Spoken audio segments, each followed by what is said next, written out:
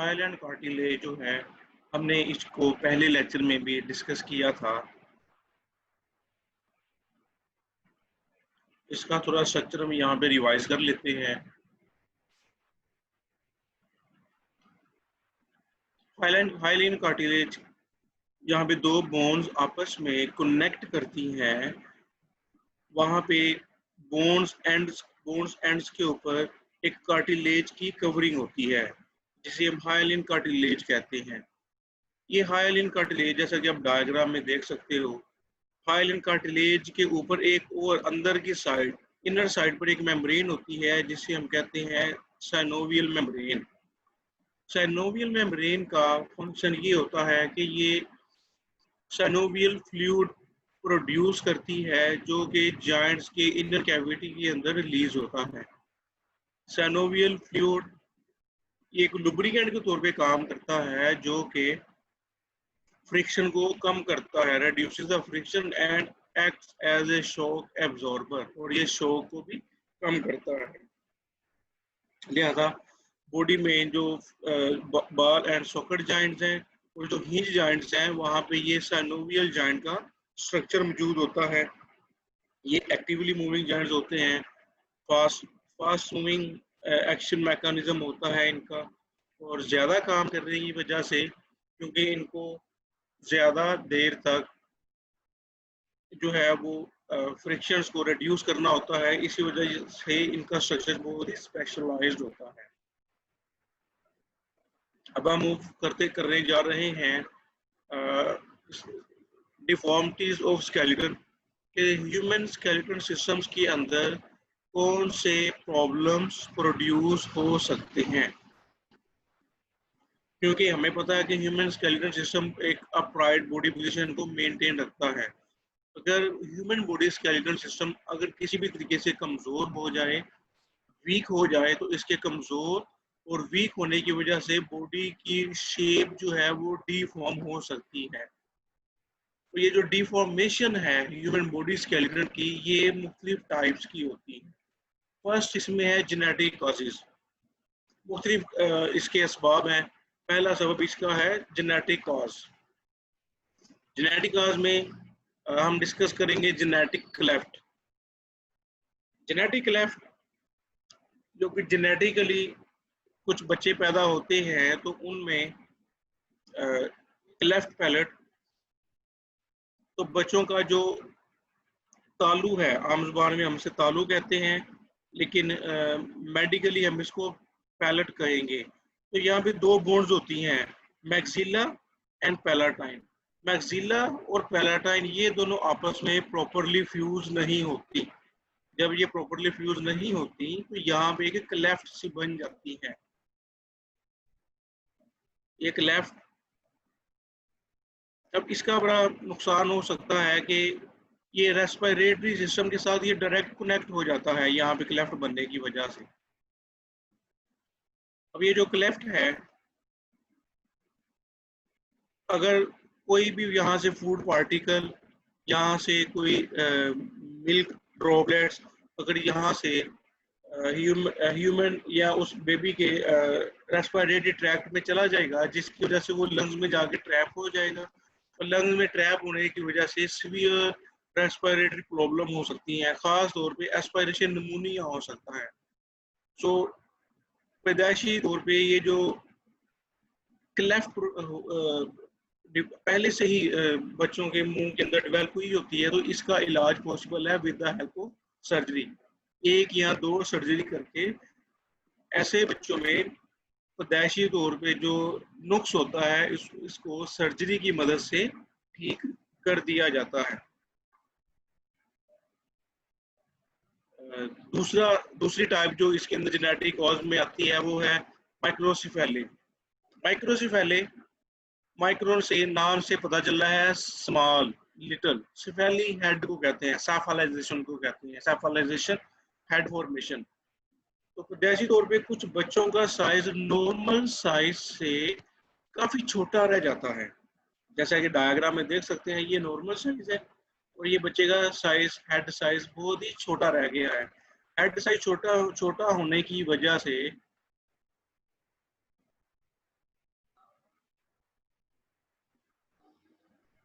Head size छोटे होने की वजह से इनके अंदर ब्रेन का साइज भी कम होता है।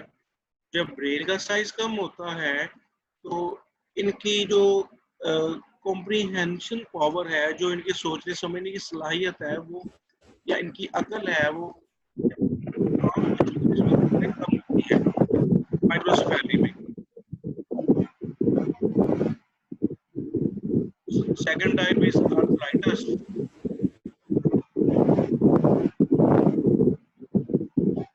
आर्थराइटिस जो है, अर्थ कहते हैं जायंट्स को, राइटिस कहते हैं इन्फेक्शन को।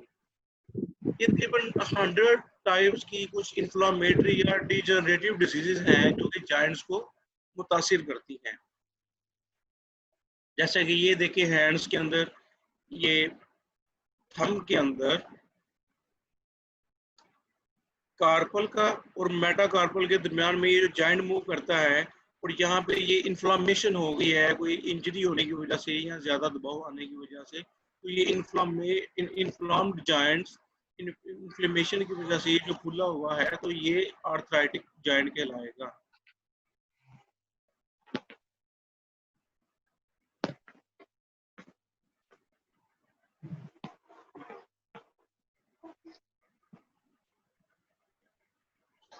Third type that is called as osteoarthritis. Osteoarthritis ये जरा कदरे पुरानी बीमारी होती है लोगों के अंदर, इसको इसी वजह से हम कहते हैं क्रोनिक आर्थराइटिस भी है। तो इसमें जॉइंट्स की डिजनरेशन स्टार्ट हो जाती है। ये भी genetic defect, mostly genetic defect की वजह से होता है। फॉर एग्जांपल अगर नी जॉइंट नॉर्मली यहाँ ऐसे होगा, और इसको अगर हम ओस्टियोआर्थराइटिस को देखें तो वो उसमें इस तरह से इन्फ्लामेशन होगी, डिजनरेशन होगी। उसके अंदर जो फाइब्रो कार्टिलेज है, हाइलिन कार्टिलेज है, उसकी भी डिजनरेशन स्टार्ट हो चुकी है। Second cause is hormonal causes.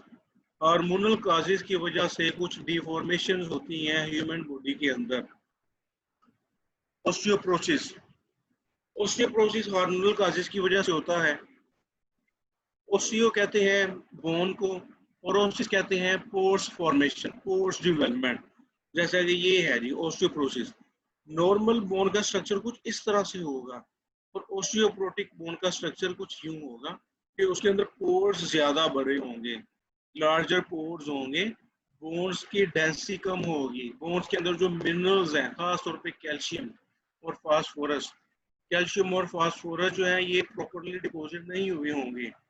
Bones तो देखने में बज़ाहिर ठीक है, बोन का स्ट्रक्चर, बोन की जो अपीयरेंस है वो देखने में ठीक लगती है, लेकिन उसको हम अगर माइक्रोस्कोप में क्रॉस सेक्शन का एग्जामिनेशन करें तो पता चलता है कि बोन के अंदर बहुत ज्यादा पोर्स डेवलप हो चुके हैं। तो लिहाजा इसी प्रॉपर्टी की वजह से ऐसी कंडीशंस को हम ओस्टियोपोरोसिस कहते हैं, पोर्स फॉर्मेशन इन बोन। ये भी ग्रुप ऑफ डिजीजेज हैं, और जो कि रिजॉर्प्शन आउट होती हैं बोन्स के अंदर में से, जो कैल्शियम और फास्फोरस है वो डिजोल्व हो जाती हैं ब्लड के अंदर। लिहाजा इस केस में बोन का जो केमिकल कंपोजिशन है वो कम हो जाती है। हालांकि मैट्रिक्स सेम है, देखने में तो बाहर मैट्रिक्स इनका सेम है, लेकिन इनकी केमिकल कंपोजिशन कम हो जाती है, कैल्शियम फास्फोरस कम हो जाता है। ये जो ओस्टियोपोरोसिस है ये ज्यादातर एज्ड वुमेन्स के अंदर होता है, जो ज्यादा उम्र की खवातीन होती हैं, 50+ साल की जो होती हैं। उसकी बेसिकली वजह यह है कि इनके अंदर एस्ट्रोजन लेवल डिक्रीज हो जाता है। बढ़ती हुई उम्र के साथ इन खवातीन के अंदर एस्ट्रोजन लेवल कम होने की भी एक वजह है कि इनमें ओस्टियोपोरोसिस डेवलप हो जाता है, क्योंकि एस्ट्रोजन लेवल खवातीन के अंदर डायरेक्टली और इनडायरेक्टली ये जो है बॉडी में कैल्शियम मेटाबॉलिज्म को रेगुलेट करता है। उसके अलावा एस्ट्रोजन रेगुलेशन के अलावा कुछ दूसरे फैक्टर्स भी हैं जो कि बॉडी में ओस्टियोपोरोसिस डेवलपमेंट का कॉज बनते हैं। एक है इनसफिशिएंट एक्सरसाइज, बैठे रहना, कोई काम ना करना, सुस्ती और काहली की वजह से कोई बॉडी में एक्टिविटी ना हो, इवन के खुराक के अंदर कैल्शियम और प्रोटीन की कमी होना, या कुछ लोग स्मोकिंग करते हैं, स्मोकिंग की वजह से भी हो जाता है। खवातीन में इसका इलाज किया जाता है, ERT ट्रीटमेंट कहते हैं, जिसका मतलब है एस्ट्रोजन रिप्लेसमेंट थेरेपी, कि उनको कैप्सूल की मदद में या इंजेक्शन की फॉर्म में एस्ट्रोजन की बॉडी में डिलीवर की जाती है। जो एस्ट्रोजन है तो ये बॉडी को प्रोटेक्ट करती है, बॉडी में बोन्स को, और बोन्स को प्रोटेक्शन करती है कि बोन्स को फ्रैक्चर होने से रोकती है। बोन्स के अंदर कैल्शियम और फॉस्फोरस की डेपोजिशन को इंक्रीज करता है oestrogen level. High oestrogen level increases the calcium and phosphorus deposition in the bones. Third cause is nutritional causes, कि खुराक में कमी रह जाए। बच्चों में खास तौर पर खुराक की कमी की वजह से कुछ प्रॉब्लम्स पैदा होती हैं। उसमें आता है एक तो ऑस्टियोमलेशिया। ऑस्टियो बोन्स को कहते हैं, मलेशिया सॉफ्ट बोन्स को कहते हैं, सॉफ्टनेस। इसमें भी बहुत से डिसऑर्डर्स हैं। जब बच्चों में अगर खास तौर पे कैल्शियम की कमी है, फास्फोरस की कमी है, अगर कैल्शियम और फास्फोरस बॉडी में प्रॉपर्ली डिपॉजिट ना हो, तो ऐसे बच्चों की भी बोन्स वीक हो जाती हैं। बोन्स कदरे क्योंकि सॉफ्ट होती हैं, बोन्स टूटती तो नहीं है, क्योंकि बच्चों का वेट कम होता है। बोन्स तो उनकी फ्रैक्चर होती हैं ऑस्टियोपोरोसिस की वजह से, खवातीन की, कि अगर अचानक से वो कोई काम कर रही हैं, जरा सा पाँव फिसलता है और उनकी बोन फ्रैक्चर हो जाती है ऑस्टियोपोरोसिस में। ऑस्टियोमलेशिया में बोन फ्रैक्चर नहीं होती, क्योंकि ये छोटे बच्चे होते हैं, इनका वेट कम होता है, तो इनकी बोन्स की शेप चेंज हो जाती है। ये आप देख सकते हैं इस बच्चे की लेग्स, इसके ऊपर वेट डलता है और ये वाइड की तरफ बेंड हो गई है। नॉर्मल बोन तो ये थोड़ी थोड़ी सी बेंड होती है, सीधी होनी चाहिए, इसकी डेंसिटी ज़्यादा होती है, जबकि डीफॉर्म बोन्स की डेंसिटी बहुत ही कम होती है और इसकी शेप भी चेंज होती है, ये बेंड फॉर्म में चली जाती है। और इसके अलावा ये इसकी एक मेजर सिम्टम है कि ऐसे बच्चों के अंदर जो बोन्स हैं वो डिफॉर्म्ड होती है, और ऐसे बच्चों की टांगों में पेन भी रहती है। इसके अलावा पेल्विक बोन भी डिफॉर्म हो सकती है, इसके साथ लेग्स की बोन्स या पेल्विक की बोन्स ये डिफॉर्म हो सकती हैं और इनमें पेन्स रहती हैं और इनकी शेप चेंज हो जाती है। Second type is rickets. ये भी बच्चों की बीमारी है, ये विटामिन डी की डेफिशिएंसी या कैल्शियम की डेफिशिएंसी से होती है। ज्यादातर विटामिन डी की डेफिशिएंसी मेटाबॉलिज्म के प्रोसेस के दौरान, ये जो विटामिन डी है ये कैल्शियम रेगुलेशन में डायरेक्टली इन्वॉल्व होता है। लिहाजा अगर बॉडी के अंदर कैल्शियम का लेवल तो ठीक है, लेकिन बॉडी में विटामिन डी की डेफिशिएंसी है, this deficiency of vitamin D in young children will lead to the deformation of legs. Ultrasound में इस बच्चे की अगर हम लेग्स को देखें तो इस तरह से देखें, कर्व हो चुकी हैं, बहुत ज़्यादा बेंड हो गई हैं, इनकी शेप चेंज हो चुकी है। लिहाजा ऐसी डी शेप लेग्स को ट्रीट करना भी काफ़ी मुश्किल होता है। लिहाजा ऐसे बच्चों का इलाज किया जाता है कि इनको फोर्टिफाइड मिल्क दिया जाए, ऐसा दूध कि जिसके अंदर एडिशनली विटामिन डी ऐड किया जाए। फोर्टिफाइड का मतलब ही होता है कि विटामिन डी ऐड करना। इसी तरह कुछ आटा होता है, फोर्टिफाइड फ्लावर कहते हैं आटा जिसमें विटामिन डी, या कुछ विटामिन घी होती हैं जिसमें फोर्टिफाइड घी कहा जाता है, विटामिन ए और विटामिन डी ऐड किया जाता है। और उसके अलावा ये भी कोशिश की जानी चाहिए कि बच्चों को सनलाइट का भी एक्सपोजर होना चाहिए। अगर बच्चों को धूप नहीं लगेगी तो बच्चों के अंदर विटामिन डी की डेफिशिएंसी रह जाएगी, और विटामिन डी की डेफिशिएंसी से बच्चों के अंदर ये जो इनका लोअर स्केलेटन है, खासतौर पे इनकी पेल्विस और इनकी ये जो थाई बोन है या ये जो लोअर बोन्स हैं, टीबी एंड फाइबुला, ये बेंड हो सकती हैं। इसकी वजह से बच्चे में आने वाले दिनों में उसमें मूवमेंट्स में प्रॉब्लम पैदा हो सकती है। डिफॉर्मिटीज ऑफ स्केलेटन एक इंडिविजुअल्स की प्रॉब्लम है, यहाँ पे हम डिस्कस करने जा रहे हैं, that is a disc slip. कि मेच्योर ह्यूमन बींग्स हैं, ज़्यादा उम्र के लोग हैं, बड़े लोग हैं, तो उनमें एक प्रॉब्लम पैदा होती है, उसको हम डिस्क स्लिप कहते हैं। सबसे पहले हम डिस्कस करेंगे व्हाट इज अ डिस्क।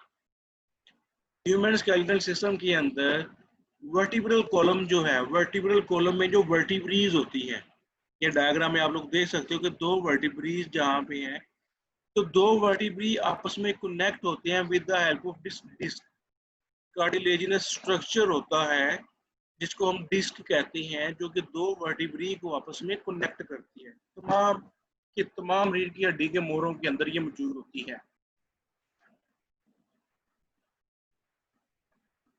इस डिस्क का स्ट्रक्चर कुछ इस तरह से होता है, ये डिस्क है, ये वर्टिब्रल कॉलम है, इसके ऊपर ये डिस्क इस तरह से मौजूद होती है। ये वर्टिब्री है, इस वर्टिब्री के ऊपर और इस वर्टिब्री के नीचे दोनों तरफ ये डिस्क अटैच होती है।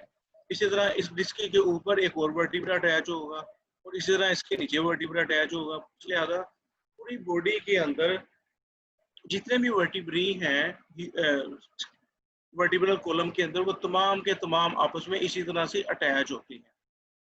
अगर हम इसके स्ट्रक्चर की बात करें तो डिस्क के बाहर की आउटर कवरिंग होती है बहुत ही स्ट्रॉन्ग किस्म की, जिसको हम ये फाइब्रोकार्टिलेज की स्ट्रॉन्ग कवरिंग होती है, फाइब्रोकार्टिलेज से बनी होती है। इसको हम कहते हैं एनुलस फाइब्रोसिस।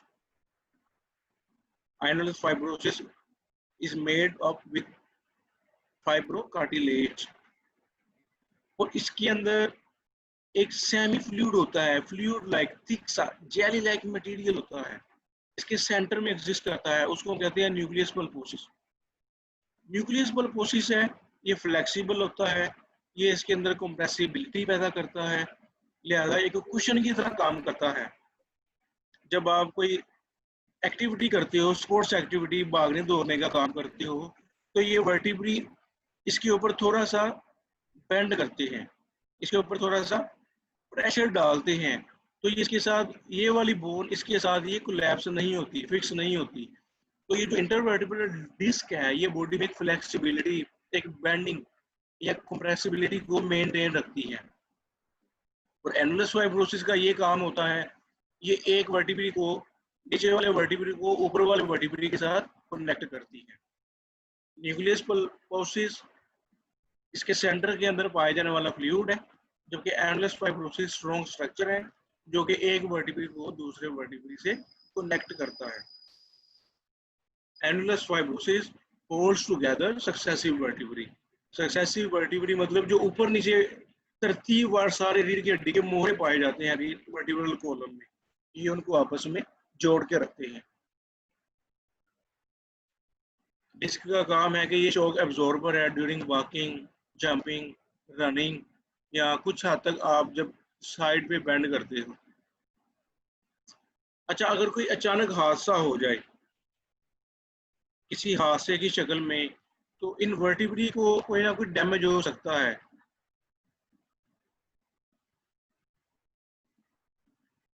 ये जो वर्टिब्री है, ये इसके ऊपर ज्यादा बैठ जाएगा, ज्यादा इसके ऊपर दबाव आने से, ज्यादा प्रेशर डालने से ये इसके अंदर की तरफ ये इसमें दंस जाएगा। डिस्क के अंदर ये वर्टिब्री दंसने से क्या होता है कि ये रप्चर हो जाती है डिस्क। रप्चर डिस्क को हम स्लिप्ड डिस्क कहते हैं। जब ये रप्चर होगी तो इसके रप्चर होने से इस डिस्क के अंदर जो एनुलस फाइब्रोसिस होता है, वो एनुलस फाइब्रोसिस जो न्यूक्लियस फाइब्रोसिस होता है, वो बाहर आ जाता है। न्यूक्लियस पल्पोसिस, एनुलस फाइब्रोसिस रप्चर होता है और उसके रप्चर होने से न्यूक्लियस पल्पोसिस डिस्क में से बाहर आ जाता है, वो डिस्क का स्ट्रक्चर रप्चर हो जाता है। लिहाजा ऐसी डिस्क जो रप्चर हो जाए, जिसके रप्चर होने से एनुलस फाइब्रोसिस टूट जाए और उसमें से न्यूक्लियस पल्पोसिस बाहर आ जाए, ऐसी डिस्क को हम हर्निएटेड डिस्क भी कहते हैं। लिहाजा रोड एक्सीडेंट के दौरान ये हो सकता है, किसी एक्सरसाइज के दौरान हो सकता है, कोई काम करने के दौरान हो सकता है, कोई वजनी चीज उठाने से हो सकता है, कोई ऐसी वजनी चीज उठाए जिसका वेट बहुत ही ज्यादा हो कि वर्टिब्री आपस में कोलैप्स कर जाए, कि एक वर्टिब्री जो है वो नीचे वाली डिस्क के अंदर वो दंस जाए और उसके दंसने से उसका एनुलस फाइब्रोसिस का स्ट्रक्चर टूट जाए, इसमें से न्यूक्लियस पल्पोसिस जो है प्रोट्रूड होके बाहर आ जाए। जिसको हम कहते हैं प्रोट्रूजन होना। ये स्पंजी सा मटेरियल होता है, ये बाहर आ जाए। और जब ये बाहर आ जाता है, अब इसका क्या प्रॉब्लम होगा? एक तो ये दो वर्टिब्री हैं, ये मूव नहीं करेंगे, ये फिक्स हो जाएंगे, जैसे कुछ जॉइंट होता है, फिक्स जॉइंट हो जाएगा। यहाँ पे पेन बहुत ज्यादा होगी। पेन इसलिए होगी कि ये जो न्यूक्लियस पल्पोसिस है, यहाँ पे जो रीढ़ की हड्डी के सेंटर में से नर्व्स गुजर रही होती हैं, स्पाइनल कोड गुजर रही होती है, या किसी नर्व को, या स्पाइनल कोड को ये प्रेस करता है, खासतौर पे किसी नर्व को। जब वो नर्व प्रेस होती है तो वहाँ पे बहुत किस्म की पेन पैदा होती है। ये येलो कलर का आप देख रहे हैं, ये नर्व जा रही हैं, या स्पाइनल कोड है इसके अंदर से। लिहाजा ये जो फ्लूइड है जैसे ही टच करेगा स्पाइनल कोड को या किसी नर्व को, तो बहुत ही तकलीफ दे पेन होगी। इसके अलावा एक और यहाँ पे बड़ा डेंजरस काम हो सकता है, अगर ये फ्लूइड ज्यादा बाहर आ जाए तो यहाँ पे ये किसी नर्व को काट भी सकता है। अगर यहाँ पे कोई नर्व काट जाए, नर्व टूट जाए, तो मुतलका बॉडी का ऑर्गन जहाँ पे नर्व की सप्लाई है, तो वहां पे पैरालिसिस हो सकती है। लिहाजा वहां पे हमेशा के लिए वो बॉडी का ऑर्गन मफलूज हो सकता है। लिहाजा ये बहुत ही खतरनाक कंडीशन हो सकती है अगर ये सीवियर फॉर्म की डिस्क स्लिप होती है। इसका इलाज ये है कि इसको बेड रेस्ट से इलाज किया जा सकता है कि पेशेंट सीधे स्ट्रेट बेड पे लेटा रहे, और सॉलिड जिसे हम पलंग वगैरह कहते हैं, जिसके ऊपर वुड का स्ट्रक्चर हो, मैट्रेस ना हो जिसके ऊपर। अगर बहुत ही ज्यादा अगर पेन है, उसको पेन किलर दी जाए। अगर डिस्क तो बिल्कुल ही डैमेज हो गई है तो उसका इलाज फिर सर्जरी की मदद से होता है। उस डिस्क को रिमूव करके वहां पे आर्टिफिशियल डिस्क लगा दी जाती है। सर्जिकली उस डिस्क को रिमूव कर दिया जाता है और वहां पे आर्टिफिशियल डिस्क लगा दी जाती है, जैसा कि आप डायग्राम में देख सकते हैं।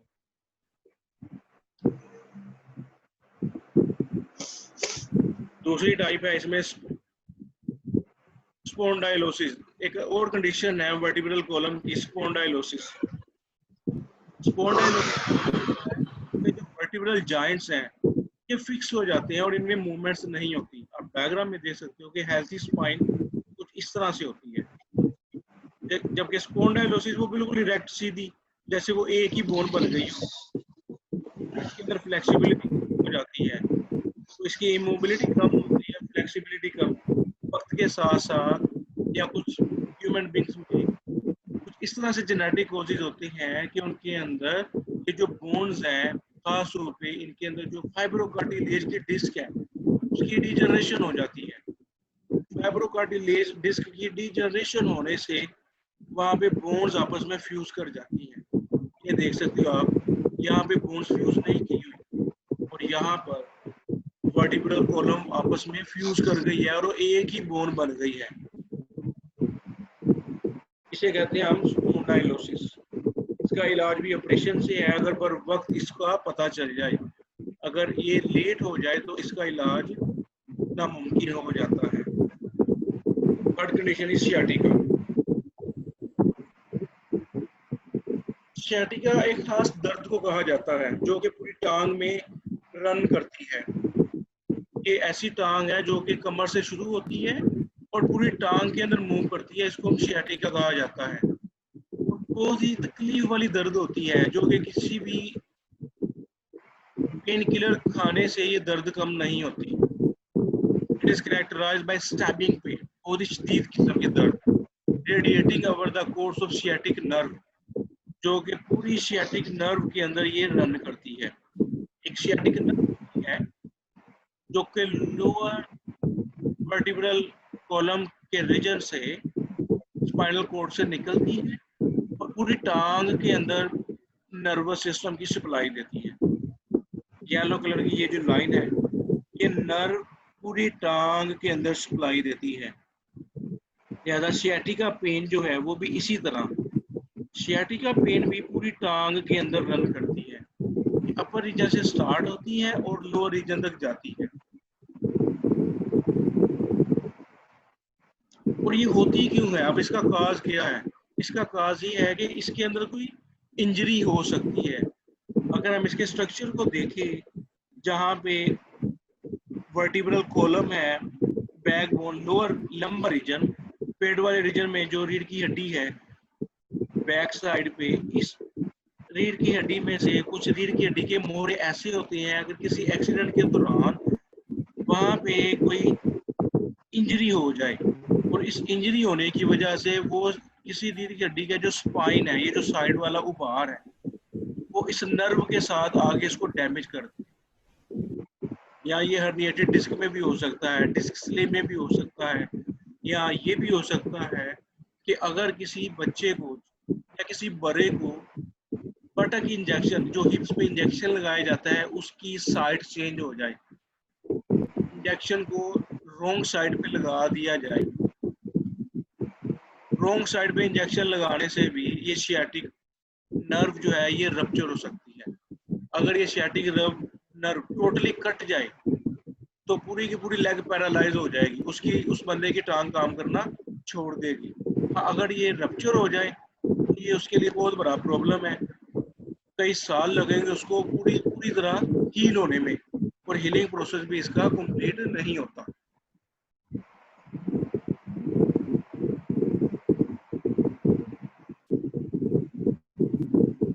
लिहाजा इसकी वजह से ना इंसान चल सकता है, ना इसकी टांग बेंड होती है, ना इसका पाँव हरकत कर सकता है। लिहाजा इसका इलाज बहुत स्लो है। अगर ये रप्चर हुई हो, अगर ये कट जाए तो ये लाइलाज हो जाती है और इंसान एक टांग से मफलूज हो जाता है। उसकी टांग तो होती है लेकिन वो उसको हरकत नहीं दे सकती।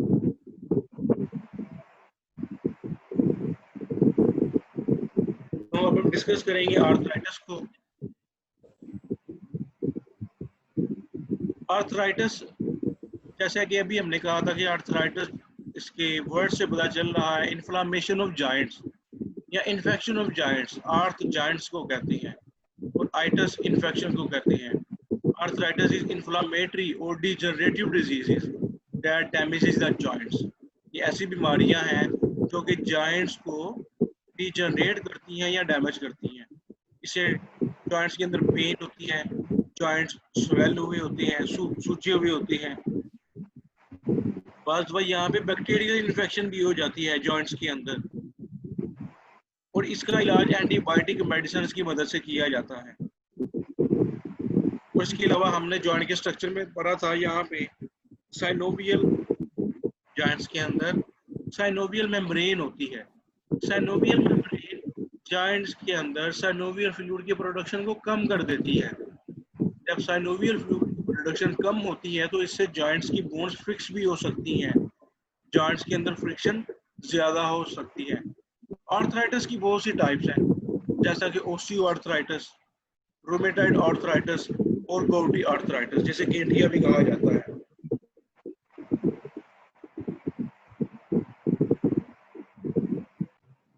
अच्छा, आगे हम जो सेशन स्टार्ट करेंगे वो है repair of the broken bone. अगर कोई हड्डी टूट जाए तो वो कैसे ठीक होती है।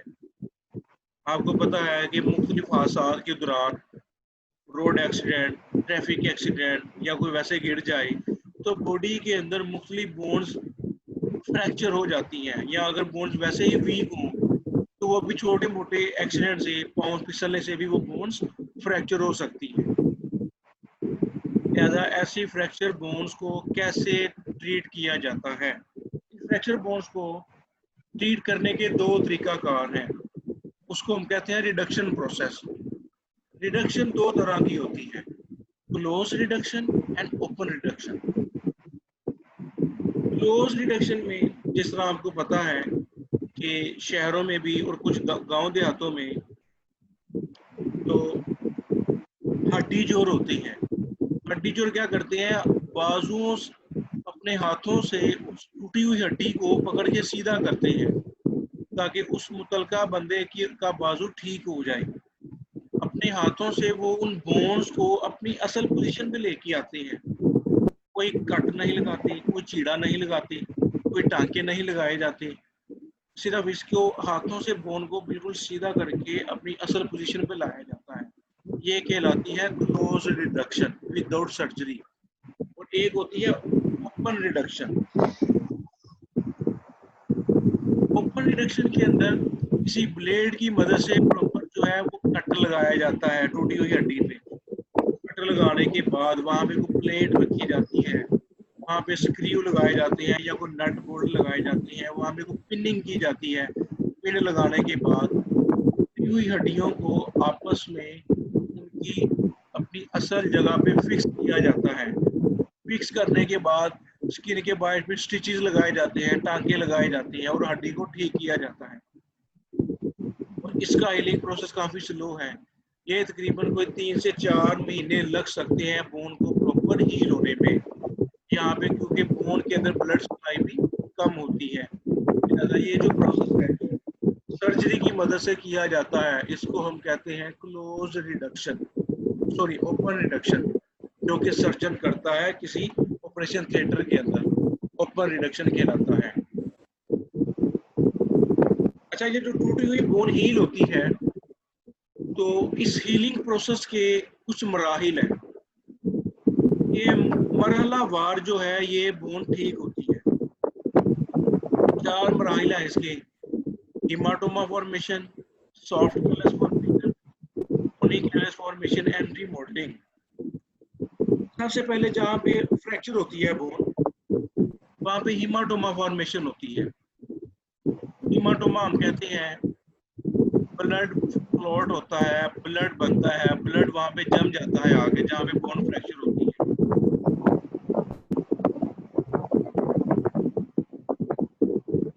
ब्लड वहाँ पे दो बोन्स को, वहाँ पे जो ब्लड की कोएगुलेशन है वो दो बोन्स को आपस में जोड़ के रखती है। हेमाटोमा फॉर्मेशन के बाद नेक्स्ट स्टेज होती है सॉफ्ट कैलेट फॉर्मेशन। ये जो रेड कलर का डेब्रिस यहाँ पे बना हुआ है उसको रिप्लेस किया जाता है with the help of soft bone. यहाँ पे फाइब्रोकार्टिलेज का स्ट्रक्चर बनना शुरू हो जाता है, यहाँ पे कोलेजन के टिश्यू डिपॉजिट होने शुरू हो जाते हैं। ये सारे का सारा जो रेड कलर का स्ट्रक्चर है ये रिप्लेस हो जाता है विद दिस पेल कलर या with this white colour material with collagen and fibrocartilage. इसको मुकम्मल तौर पे रिप्लेस कर दिया जाता है। थर्ड स्टेज आती है hard callus formation. Hard callus इस तरह से बनता है, यहाँ पे ओस्टियोब्लास्ट सेल्स आते हैं टेम्परेरीली। ओस्टियोब्लास्ट सेल्स यहाँ पे फ्रैक्चर साइट्स पे ओसिफिकेशन स्टार्ट कर देते हैं। ओसिफिकेशन मतलब वो यहाँ पे बोन्स को डिपॉजिट करना शुरू करते हैं, यहाँ पे कैल्शियम को डिपॉजिट करते हैं, यहाँ पे फास्फोरस को डिपॉजिट करते हैं, इस स्ट्रक्चर को मजबूत करना शुरू कर देते हैं। यहाँ पे एक स्पंजी सा स्ट्रक्चर बन जाता है और ये प्रोसेस तकरीबन 8 हफ्ते में यहाँ तक ये पहुँचता है। पहले तकरीबन 8 से 10 दिन ये प्रोसेस चलता है, उसके बाद अगले 2 हफ्ते ये प्रोसेस चलता है, फिर उसके बाद ये 5वें से 8वें वीक तक ये प्रोसेस मुकम्मल होता रहता है और उसके बाद इसको प्रॉपर शेप दी जाती है, इसको कहते हैं बोन रिमॉडलिंग। कि यहाँ पे जो बोन्स के अगर छोटे फ्रेगमेंट्स हैं उनको ओस्टियोक्लास्ट की मदद से रिमूव किया जाता है। स्पॉन्जी बोन को वाज़िया तौर पे यहाँ पे कॉम्पैक्ट बोन में कन्वर्ट कर दिया जाता है। बोन को बनाया जाता है ताकि बोन का स्ट्रक्चर प्रॉपर पूरे तरीके से डिवेल्प हो जाए। तो इसे हम कहते हैं रिमॉडलिंग, कि बोन को वाज़िया तौर पे उसकी शेप को मेंटेन किया जाता है।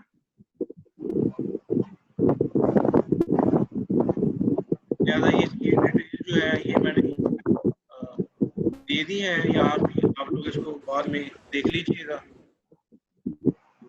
अगर किसी ने आज के सेशन में से कोई क्वेश्चन पूछना हो तो पूछ सकता है।